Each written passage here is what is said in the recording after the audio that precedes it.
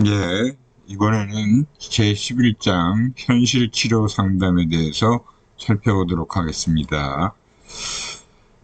이 현실치료 상담의 주요 개념, 그리고 심리적 문제 형성, 상담 과정과 기법, 상담 사례, 그리고 공헌점과 비판점, 이렇게 순서대로 살펴보도록 하겠습니다.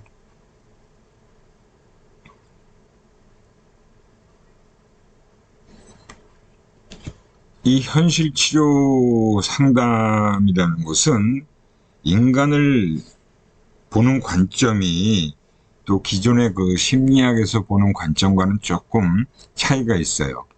그래서 인간을 어떤 관점에서 보는지 그 부분에 대해서 살펴보고, 또 심리적 문제는 왜 발생하는지, 그리고 상담 목표는 무엇인지, 그리고 좋은 관계를 형성하기 위한 환경은 어떠해야 하는지, 상담 과정은 어떻게 이루어지는지, 상담에 쓰이는 기법은 무엇인지, 현실 치료 이론이 남긴 것은 무엇인지에 대해서 살펴보도록 하겠습니다. 우선 전체적으로 현실 치료라는 얘기를 한 학자가 바로 윌리엄 그라서라는 학자예요.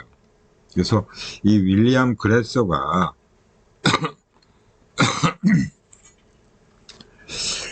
기존의 그 심리학자들과는 조금 차이 있는 그런 주장을 했어요.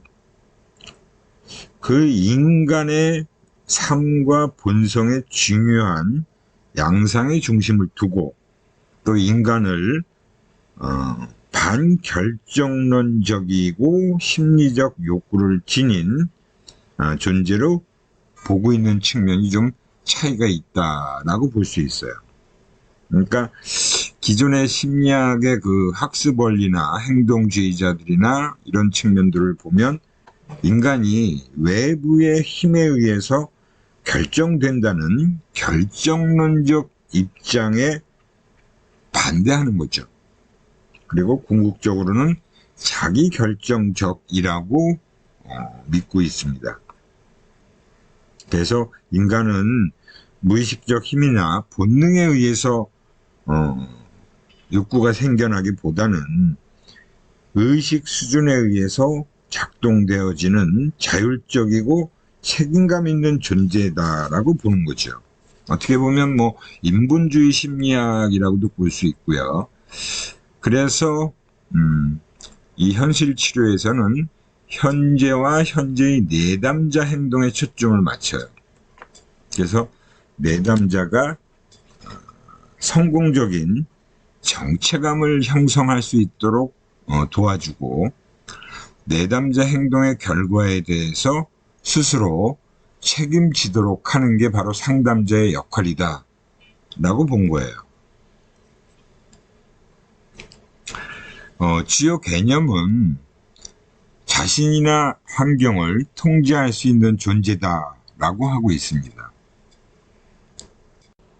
그래서 인간은 스스로 자기 행동을 결정하고 자신의 행동에 책임질 수 있는 존재라고 본 거죠. 그래서 인간의 행동은 심리적 욕구와 생리적 욕구를 충족시키기 위한 것이다 라고 하는 인간관을 가지고 있어요.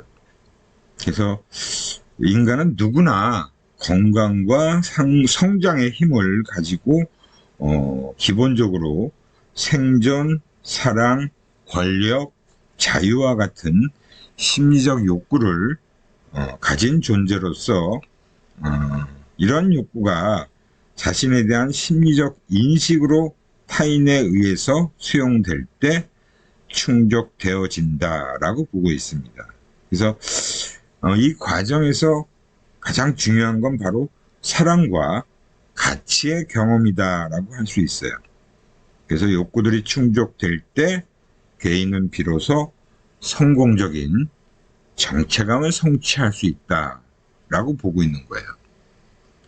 그래서 이 사람은 기본 욕구를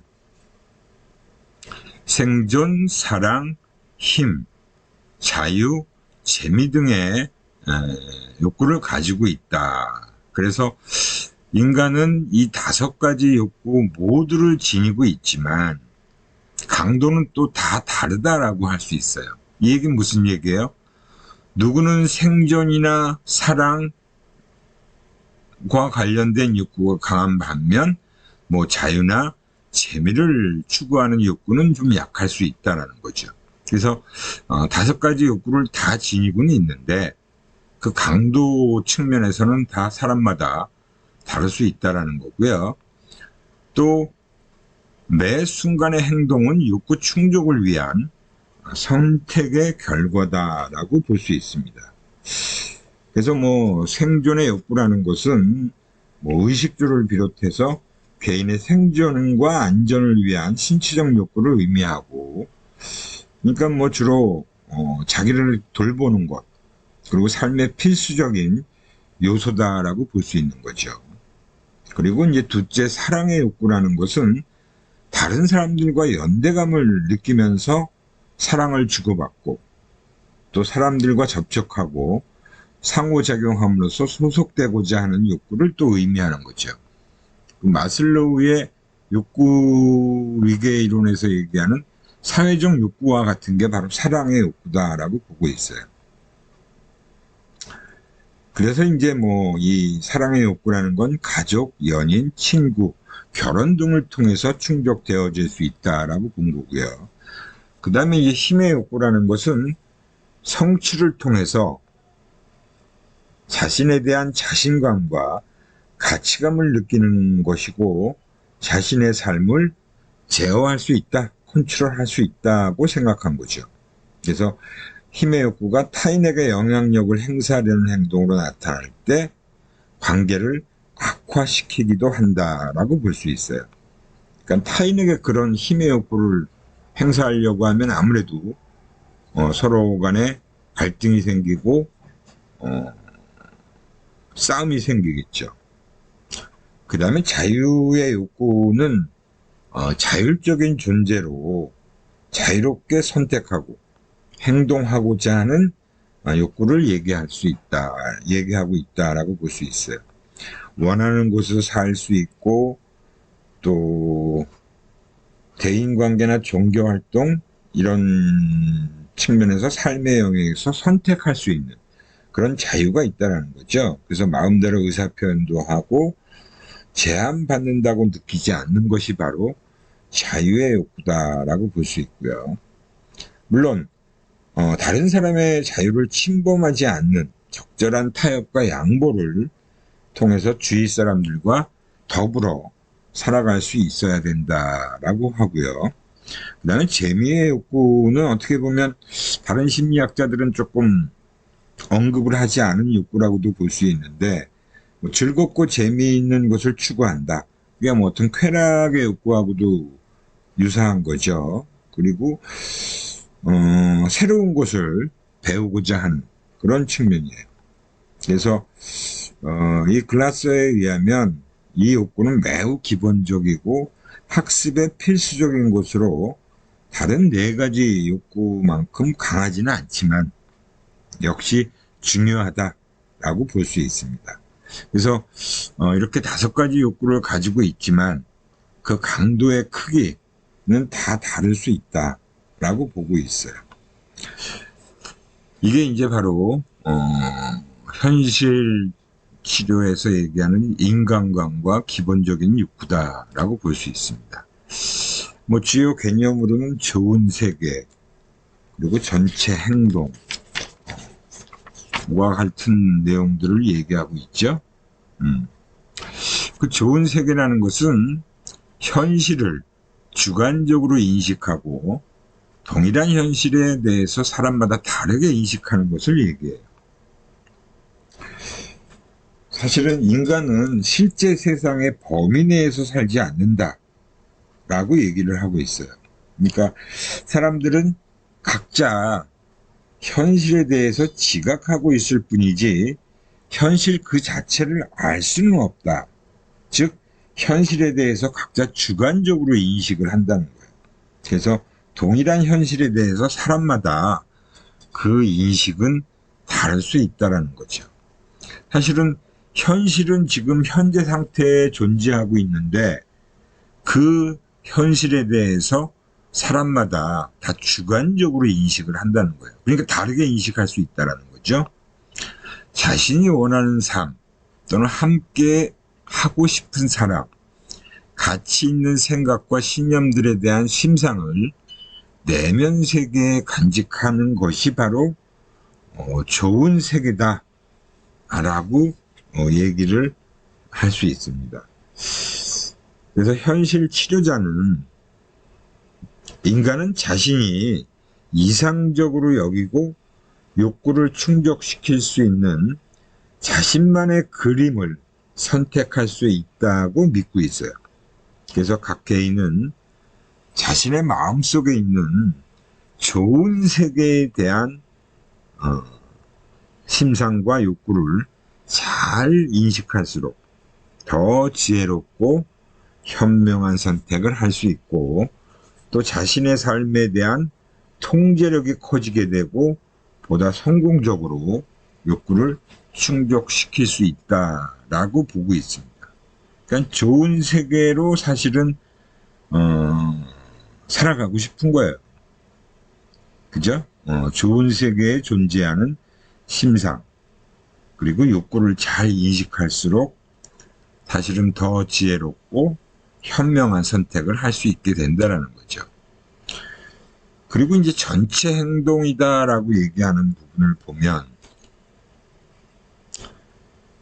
인간의 행동을 생각하고 느끼고 활동하고 생리적으로 반응하는 통합적인 행동 체계로 보고 이를 전체 행동이라고 설명을 하고 있습니다. 그래서 인간의 모든 행동은 사실은 목적이 있다. 그래서 항상 행동하기, 생각하기, 느끼기, 또 생리적 반응의 4가지 구성 요소가 통합적으로 기능하는 전체 행동의 관점에서 이해를 할 필요가 있다는 거예요. 인간이면 누구나 다 그렇죠. 행동하기, 생각하기, 느끼기, 생리적 반응. 이 4가지가 사실은 우리 인간이 기본적으로 하고 있는 활동이다라고 볼 수 있어요.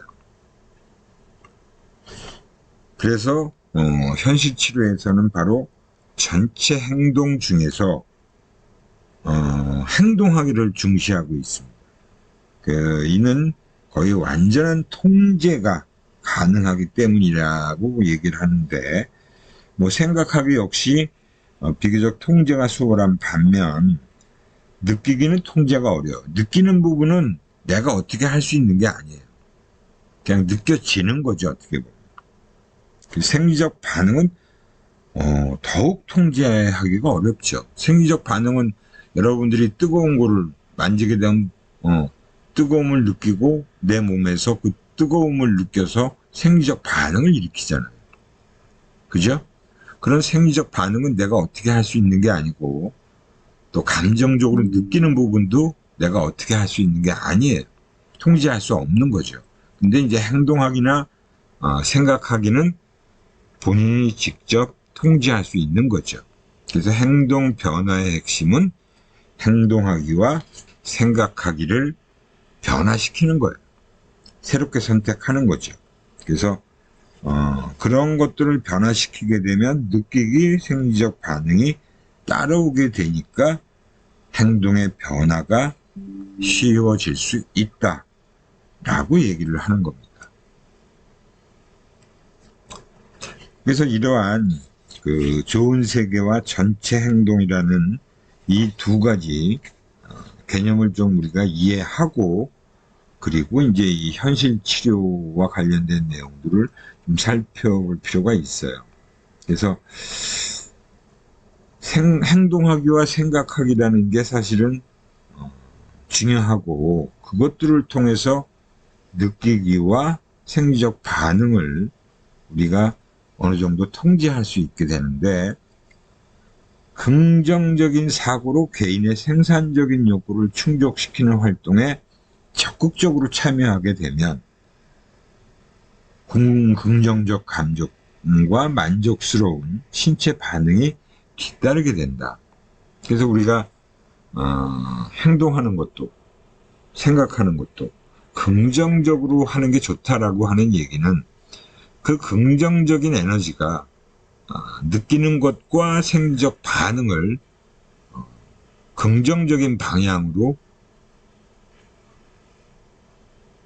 이르게 할 수 있다는 거예요. 그래서 그게 굉장히 중요하다라고 볼 수 있는 거죠.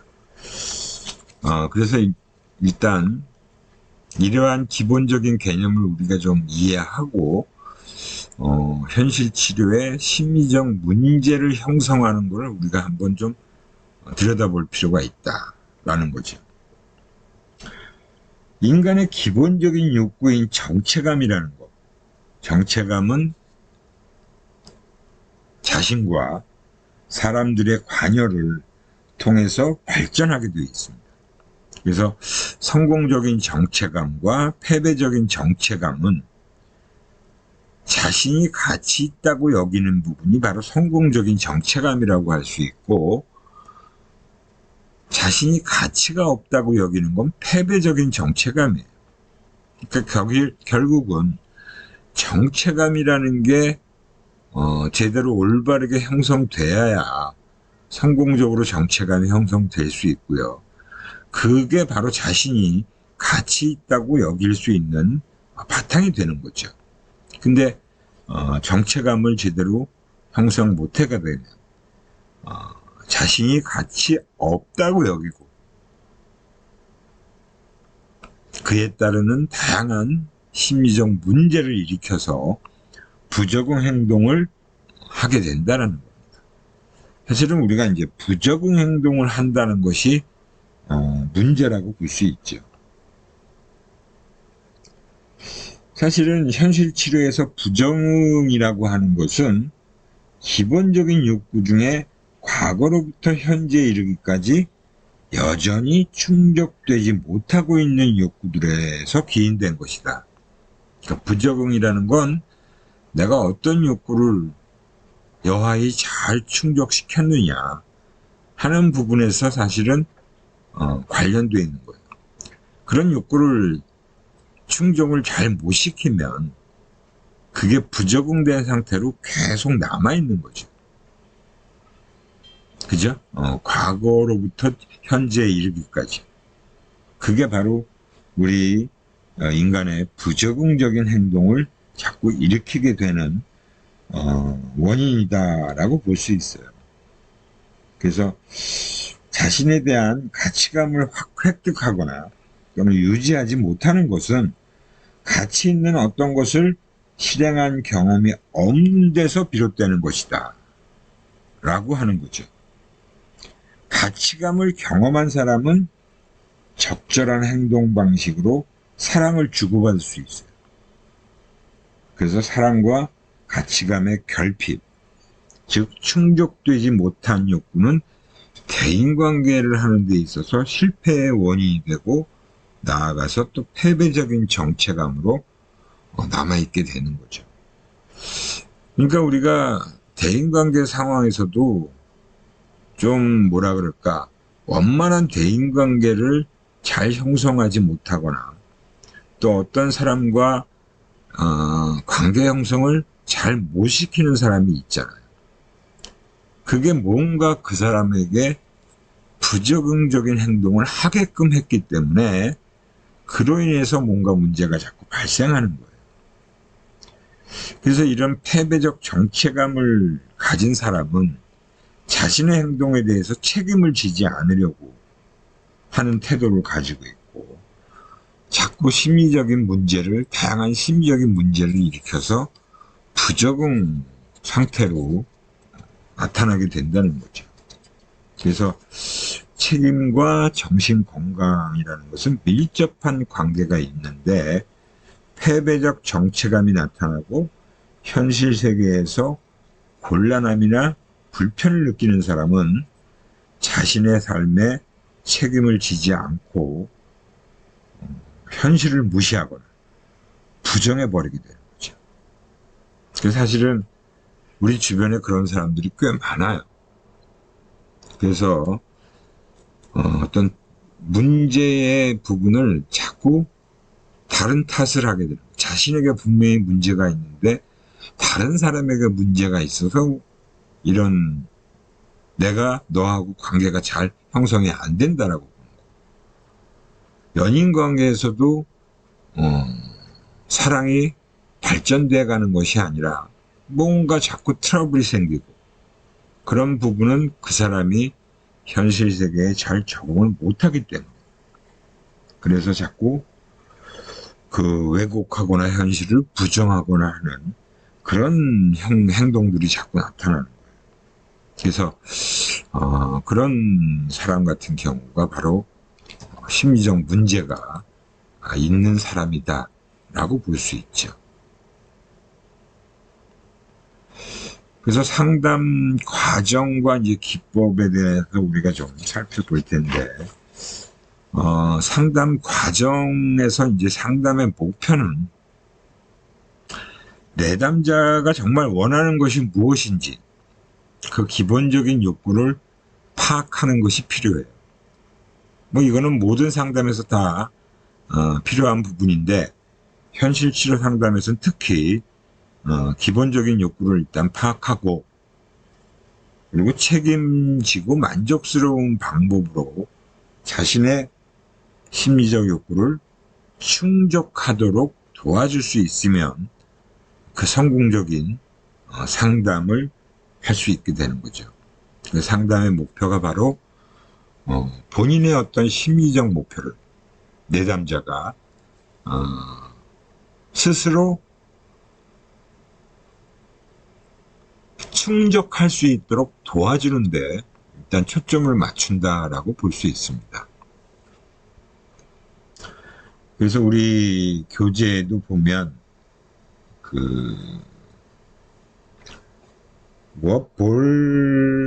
볼딩이라는 사람이 바로 또 이런 지지적인 환경, 상담 환경을 조성하기 위해서 13가지의 권장사항과 3가지의 금지사항을 제시하고 있어요. 그래서 그거는 이제 교재에 있는 내용들을 여러분들이 한번 좀 읽어보시면 충분히 이해할 수 있는 부분이라고 볼 수 있는데 대표적인 권장사항과 금기사항은 여기에 나와 있는 대로 내담자에게 적극적인 관심을 표현하는 것, 권장사항이라고 할 수 있고 또 진실된 모습을 보여주는 것, 그리고 열정적이게, 그러니까 열정적으로 내가 상담을 하고 있다는 모습도 보여줄 필요가 있고요. 그 다음에 내담자의 판단을 좀 보류하는 그런 부분도 필요하다라고 볼 수 있어요. 그 외에도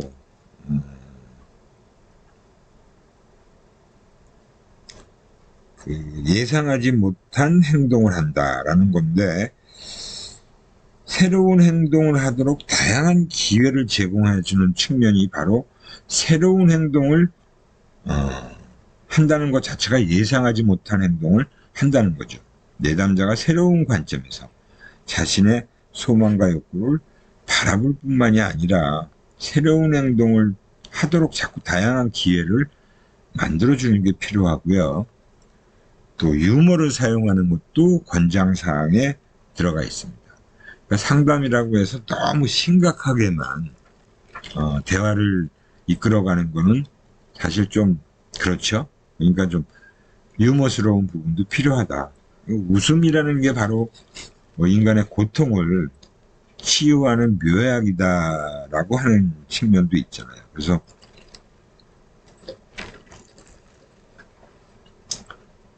유머를 사용할 필요도 있고요.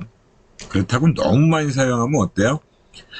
너무 사람이 가벼워 보이니까 그것도 좀 자제를 해야겠죠.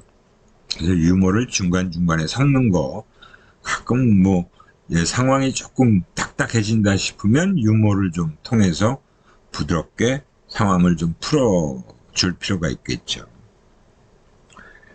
그 다음에 이제 자신의 진실한 모습 보여주는 거, 자신을 개방하는 것도 필요하고요.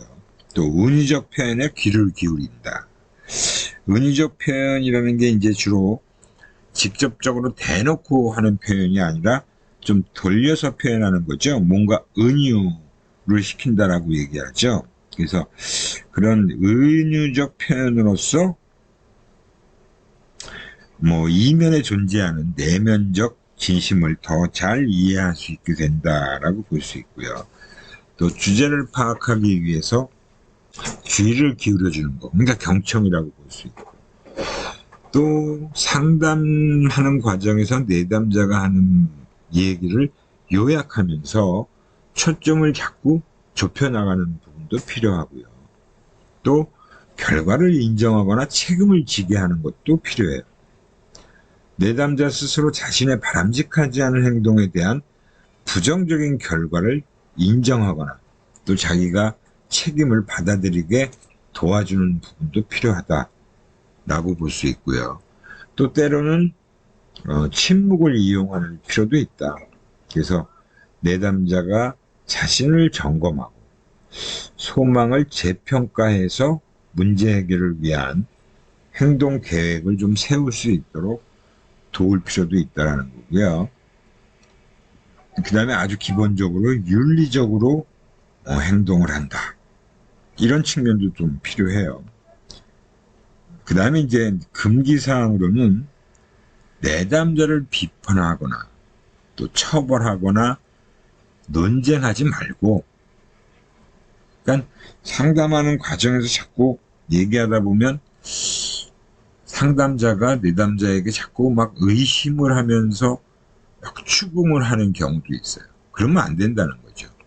그래서 또 내담자가 하는 얘기에 대해서 본인이 그걸 평가해서 막 처벌하려고 하는 그런 태도나 모습을 보여서도 안 돼요. 비판하거나. 그래서 또 내담자하고 논쟁을 하는 것도 피해야겠죠. 그죠?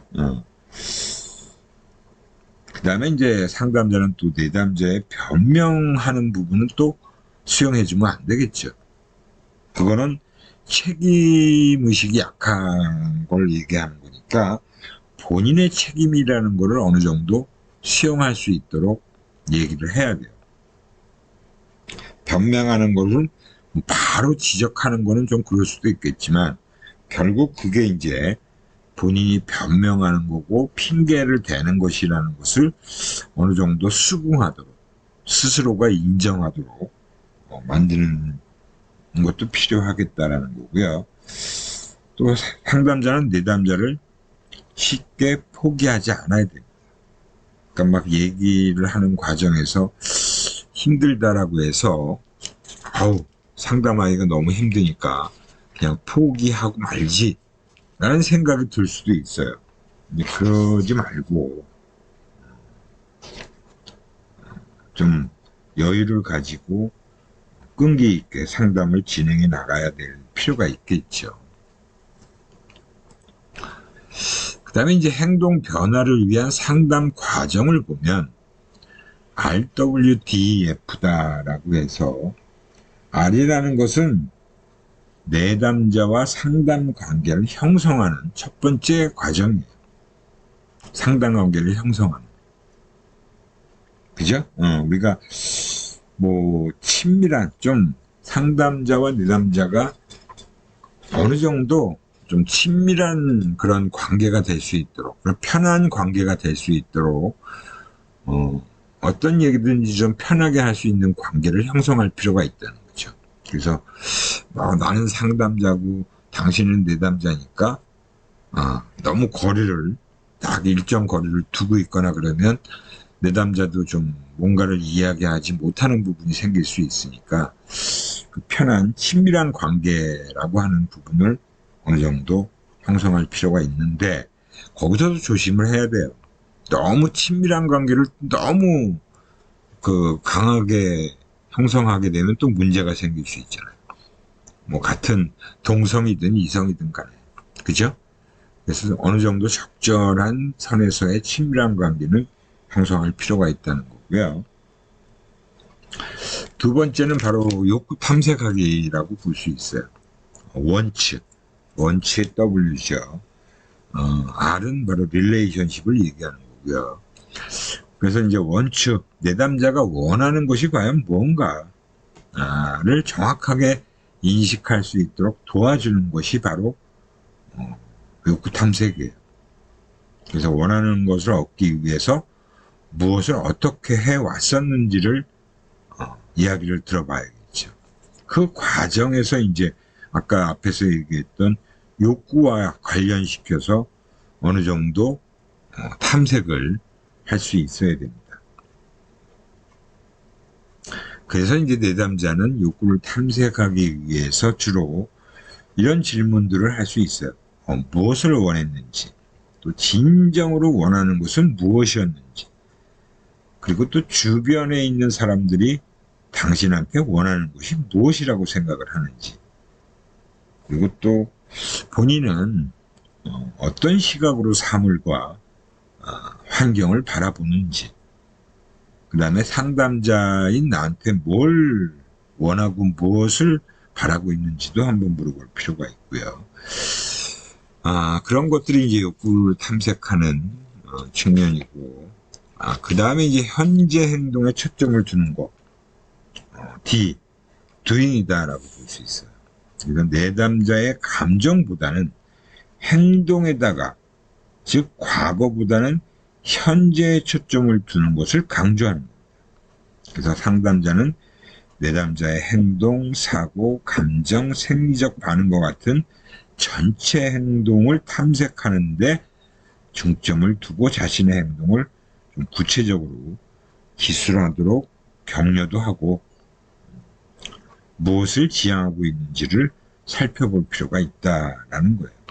어떻게 보면 특히 무의식적인 그 상담 같은 경우는 자꾸 과거의 얘기를 캐물어야 되잖아요. 그 과거의 그 시점에서 본인이 어땠는지, 그 당시 상황에 대한 그 당시의 감정이 어땠는지. 근데 이 현실 치료에서는 그것보다는 전체적인 얘기를 쭉 해나가면서 그래서 현재는 어떠냐 하는 부분을 가지고 현재 상태에다가 좀 초점을 맞추는 거죠. 그리고 이제 내담자가 자신의 행동을 평가하는 측면도 필요해요. 이벨리에이션에서 일하고 하는 거죠. 그래서 현재 행동이 자신의 소망을 충족시키는데 효과적인지를 평가하도록 하는 것으로 현실 치료의 핵심 사항이라고 볼 수 있고, 또 항상 상담 과정에서 가장 강조되는 단계가 바로 내담자가 스스로 자신의 행동을 평가하게끔 하는 단계입니다. 그러니까 여기서 평가라고 해서 옳고 그름을 판단하는 것이 아니고, 여기서의 평가는 바로 전체 행동이나 지각된 것이 현실적인 것인지, 타인이나 내담자에게 도움이 되는 것인지에 근거해서 이루어지는 거다라고 보는 거고요. 그래서 상담자가 당신이 지금 하고 있는 행동은 당신이 진정으로 원하는 것을 얻게 하는데 도움이 되고 있느냐라는 질문으로 이 평가하는 그 과정을 촉진시킬 수 있다라고 본 거예요. 우리가 자꾸 무의식적인 부분 상담에서는 과거의 얘기를 캐물어서 자꾸 그 사람이 과거의 그 시점에서 어떤 행동을 했고 어땠는지를 자꾸 물어봤지만, 지금 현실 치료에서는 현재 원하는 것이 뭐고 그게 도움이 되고 있는지, 그런 내용을 가지고 물어보는 거죠. 현재 행하는 것이 당신한테 도움이 되느냐, 또 당신이 원하는 것은 현실적이냐, 아니면 실현 가능한 것이냐, 그 스스로 생각해 보게끔 하는 거예요. 그리고 이제 5단계가 책임있게 행동하는 계획을 세운다라고 해서 플랜이죠. 플랜. 그래서 현재 행동 중에서 비효과적이고 부정적인 것을 찾아서 효과적이고 긍정적인 것으로 고치기 위한 계획을 세우는 단계가 바로 5번째 단계입니다. 그래서 책임있게 행동하는 계획을 세우기다라고 얘기를 하고 있어요. 그래서 이렇게 5가지 단계를 통해서 상담을 진행하는 거죠. 그죠? 그래서 이런 RWDP라는 모델이 상담 과정에서 반복적이고 순환적으로 사용될 수 있고, 또 이 상담자와 내담자가 상호 협력적 관계 속에서 지속적으로 이루어지는 것이다 라고 볼 수 있습니다. 상담 과정에서 이제 유의해야 될 사항에 대해서 몇 가지로 얘기를 하고 있어요. 그래서 일단 계획 실천에 대한 약속입니다. 그러니까 우리가 앞에서 이제 플랜을 세우게 되면 과연 그것들을 제대로 잘 실천하고 있는지, 그 실천에 대한 약속을 확실하게 받는 것이 필요하다라는 거죠. 그러면서 변명을 허용하지 않기. 그러니까 변명하는 부분에 대해서 상담자가 받아들여 주게 되면 그게 이제 자꾸 변명이 이어지게 되니까 분명하게 변명이 안 통한다라는 것을 확실하게 생각을 하게끔 해줘야죠. 그죠? 그러니까 실천에 대한 약속을 했는데 그 약속을 지키지 못했어요. 그거는 엄연히 자신이 잘못한 건데 그 실행을 못한 부분에 대해서 자꾸 변명을 하는 것을 받아주게 되면 문제가 또 생기는 거죠. 하지만 처벌은 사용하지 않습니다. 그랬을 경우에 계획 실천에 대한 약속을 어겼을 경우 변명을 허용하지 않지만 처벌은 또 사용해서는 안 돼요. 그냥 행동 계획을 좀 바꾸도록 도와줄 필요가 있는 거죠. 그래서 행동 계획을 수정하는 거를 어느 정도 본인이 내가 이런 부분은 지키지 못했는데 그래서 이런 거는 제가 현실적으로 조금 행동하는 게 어렵다. 그래서 행동을 조금 계획을 바꿨으면 좋겠다라고 하는 부분은 어느 정도 수용해 가면서, 그죠? 스스로 본인이 실천하지 못한 것에 대해서 책임이 있다라는 것을 느끼게 해주고 수용하도록 해주는 거죠. 그러면서 상담자는 내담자의 변화 가능성에 대해서 절대 포기를 해서는 안 된다. 그래서 이제 포기하지 않기라고 얘기를 하고 있는 거예요. 포기하지 않기. 그죠? 그래서 포기하지 않는 게 참 중요하다라고 볼 수 있어요. 가능성을 포기한다는 것은 바로 내담자가 자신에 대해서 책임을 지도록 하는데 도움이 되지 않는 거잖아요. 그래서 내담자가 어떤 말이나 행동을 하더라도 상담자는 내담자의 변화 가능성을 끝까지 믿어주고 포기하지 않을 것임을 자꾸 확인을 시켜줄 필요가 있어요. 내담자가 이 상담자가 나에 대해서 포기를 하지 않고 끝까지 어떻게든 나를 변화시키려고 하는 것을 도와주는구나 하는 생각을 할 수 있게 해주는 거죠. 그렇게 되면 바로 상담이 제대로 쭉 이어질 수 있게 된다는 겁니다. 결국은 이제 상담 기법인데 이거는 우리 교재에도 쭉 나와 있어요. 그래서 첫 번째는 질문하기예요. 질문하기.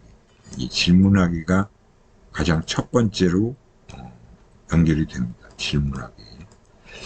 그래서 질문하기는 바로 현실 치료에서는 전체 상담 과정에서 아주 중요한 역할을 담당하는데요. 내담자가 원하는 것에 대해서 생각을 하고 자신의 행동이 옳은 방향으로 나아가고 있는지를 평가하는 데 아주 유익한 그런 기법이다라고 볼 수 있고, 상담자가 적절한 질문을 하게 된다는 것은 내담자가 자신의 소망과 욕구를 인식하고 현재 행동을 검토하거나 자기를 평가하는 것을 스스로 구체적인 계획을 수립할 수 있도록 촉진시켜주는 역할을 하는 겁니다. 그래서 이 질문학이라는 게 바로 유용한 방법이다라고 볼 수 있고요. 그러니까 이 질문학이라는 게 우리가 뭐 다른 기법에서도 다 들어가요. 근데 조금 차이는 있죠. 뭐 정신분석 상담 같은 경우는 자꾸 과거의 얘기를 우리는 질문하고 그때 그 사건, 경험, 뭐 그런 그 당시에 어떤 상황에 대한 부분을 자꾸 얘기하도록 꺼내게끔 하는 건데, 이거는 이제 여기서의 질문하기는 현재의 자신의 행동이 옳은지, 옳은 방향으로 나아가고 있는지에 대해서 질문을 하는 거다라고 보면 되고요. 그 다음에 이제 현재형으로 표현하는 거. 현재형. 동사와 현재형으로 표현하게끔 유도할 필요가 있다. 그래서 의도적으로 자신의 삶을 스스로 통제할 수 있으며 자신의 전체 행동을 선택할 수 있다는 인식을 심어주는 것이 중요하기 때문에 강한 의미의 동사 그리고 현재형의 단어를 활용하는 것이 중요하다라고 볼 수 있어요. 그래서 화난, 우울한, 불안한 것 같은 형용사로 묘사하기보다는 화를 내고 있는, 우울해하고 있는, 불안해하고 있는 그런 동사로 표현하는 게 필요하다라는 거고요. 또 화를 내기도 선택하는, 또 우울하기를 선택하는, 불안하기를 선택하는 같은 표현을 통해서 감정 역시 스스로 선택한 결과라는 것을 강조할 필요가 있다는 것입니다. 그리고 이제 세 번째가 긍정적으로 접근하는 거고요. 뭐 긍정적으로 접근하는 것은 뭐 대부분의 상담 기법에서 다 활용한다라고 볼 수 있고요. 그 다음에 아까도 얘기했듯이 은유적 표현, 유머 이런 것들을 사용할 필요가 있다. 상황에 따라서. 그리고 역설적 기법. 그죠? 그 다음에 직면. 직면이라는 것은 내담자의 행위에 대한 책임 수용을 촉진하기 위한 방법이라고 볼 수 있고요. 내담자의 말과 행동이 일치하지 않는 것을 인식시키는 것이 바로 직면이에요. 그래서 현실 치료라는 것은 내담자가 자신의 말과 행동에서 책임을 지도록 촉진하는 것입니다. 그래서 뭔가 현실적인 책임과 모순이 될 때 변명을 받아들이지 않고 그거를 바로 직면시킨다 라는 것은 그 부분을 확실하게 짚고 넘어가야 된다는 거죠. 변명하는 틈을 만들어줘서는 안 된다라고 하는 거예요. 이렇게 해서 이제 상담 기법이 어떻게 보면 뭐 다른 상담 기법과는 조금 더 어떻게 보면 좀 편하게 할 수 있는 그런 상담이죠. 그래서 이제 우리 여기 상담 사례가 나와 있는데, 이거는 뭐 여러분들이 책을 통해서 한번 쭉 읽어보시면 될 것 같고요. 뭐 수능을 앞두고 불안을 호소하는 고3 남학생의 상담 사례다 라고 하는 측면입니다. 이건 뭐 책을 통해서 한번 여러분들이 읽어보시면 될 것 같고요. 이 현실 치료 상담의 어떤 공헌점과 비판점인 공헌점 같은 경우는 현실 치료를 좀 청소년들한테 도움이 많이 되는 그런 상담이라고 볼 수 있고요. 그리고 문제의 원인이 스스로에게 있고 자신의 변화를 스스로가 평가하는, 그리고 비교적 단기간의 효과를 좀 볼 수 있는 그런 측면이다라고 볼 수 있는데, 비판점은 또 역시 과거를 무시한다는 게 비판점이에요. 현실적 책임을 질 수 있는 사람만 가능해요. 또 내담자에게 영향력을 행사할 가능성도 있어요. 그 다음에 이제 근본적인 문제를 간과하고 있다. 그게 바로 이제 정신분석 상담과는 좀 차이가 있는 거죠. 과거의 어떤 시점에서의 문제를 캐지를 않고 지금 현재에만 너무 초점을 맞춰서 현재 행동, 그리고 현재 생각하기, 그런 부분, 현재의 감정, 그런 걸 가지고 현재의 문제를 자꾸 스스로가 변화시킬 수 있도록 해준다는 것 자체가 사실은 조금 한계의 점이다라고 볼 수 있죠. 우리가 보통 지금 현재의 문제가 이 현재의 원인이 존재하는 게 아닌데, 원인은 과거의 어느 시점에 문제가 존재할 수 있는데 그 부분을 다 무시했다라고 보는 측면에서는 비판점으로 작용하고 있다라고 볼 수 있습니다. 청소년들 같은 경우가 아무래도 뭐 우리 상담 사례도 나와 있지만 그런 수능을 앞두고 있고, 그 다음에 뭐 이성 문제라든가 친구 문제, 교우 문제, 이 청소년들 같은 경우가 지금 현재 겪는 문제들이 많잖아요. 그러다 보니까 이제 청소년들한테는 어느 정도 효과적으로 상담이 진행될 수 있다라고 볼 수 있어요. 예, 오늘은 현실 치료 상담에 대해서 좀 살펴봤습니다. 예, 다음 시간에 이제 남은 발표 수업하고 12월 달에는 제가 또 방법론에 대해서 설명을 좀 드리도록 하겠습니다.